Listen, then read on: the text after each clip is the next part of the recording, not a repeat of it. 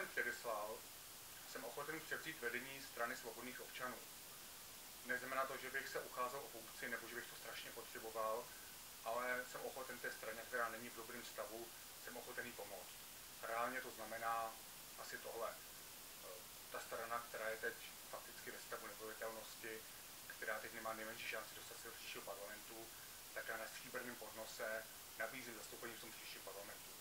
Takže tohle to můžete brát i jako jedno z oslovení členů, berte nebo neberte, běžte s machem do zapomnění, no pojďte za napojen do parlamentu. Ale tohle video natáčím ještě z jiného důvodu.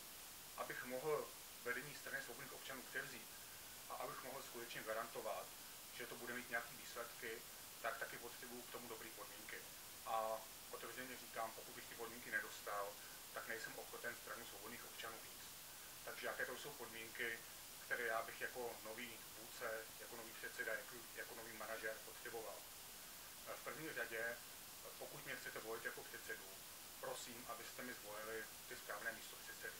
Nebo tedy konkrétně, abyste mi zvolili ty správné místopředsedkyně, protože bez nich se ta práce nedá dělat dobře. Konkrétně mám na mysli Ester Kaplánkovou, Irinu Steinhäuserovou a Karolínu Stoniakovou. S žádnou z těch tří jsem tu ještě nekonzultoval, všechny možná budou překvapeny, až to uslyší. Nicméně, když se podívám na všechny kandidáty a na kandidátky na místopředsedy nebo místopředsedkyně, jestli chcete, tak zřetelně se vymykají tomu, prostě těm všem ostatním.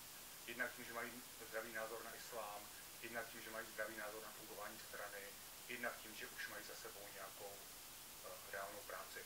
Takže prosím, abyste mi zvolili takovýhle místopředsedkyně. Druhá věc, o kterou velmi prosím a kterou budu určitě potřebovat, je to, že budu stát o to, aby mi členové v nějakém referendu, byť nezávazném, schválili propojení nebo tedy úzkou spolupráci s blokem proti islámu. Pokud tenhle souhlas nedostanu, nebudu schopen tu stranu vést a potom bych samozřejmě na předsedu rezignoval i v případě, že by byl zvolen.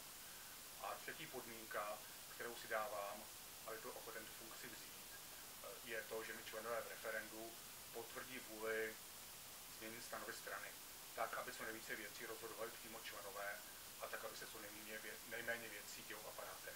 To je všechno. Děkuju a těším se na volby.